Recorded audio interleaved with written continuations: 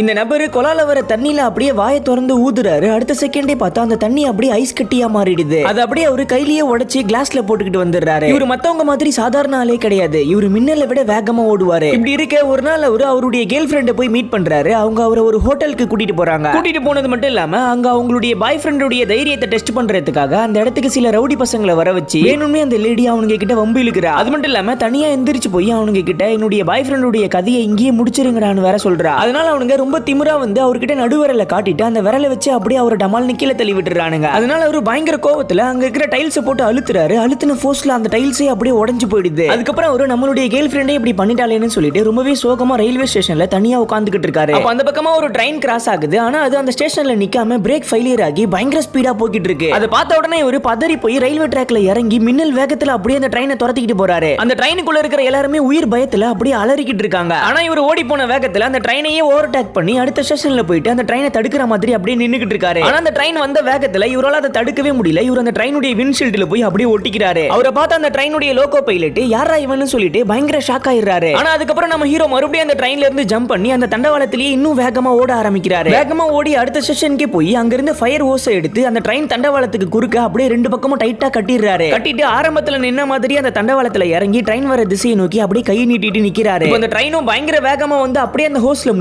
முட்டுனதுல அப்படியே அந்த ட்ரெயினுடைய வேகமும் குறைஞ்சிருது. உள்ள இருக்கிறவங்களுக்கும் ஒண்ணுமே ஆகல. கடைசியில நம்ம ஹீரோ அவருடைய முகத்தை மறைச்சிக்கிட்டு யாருக்கும் தெரியாத மாதிரி அங்க இருந்து கிளம்பி போயிடுறாரு. அதுக்கப்புறம் அந்த ரயில்வே ஸ்டேஷன்ல இருந்த சிசிடிவி ஃபுட்டேஜ் எல்லாம் செக் பண்ணி பாக்குறாங்க. ஆனா அப்ப கூட அதுல அவருடைய ஃபேஸ் கிளியரா தெரியவே இல்ல.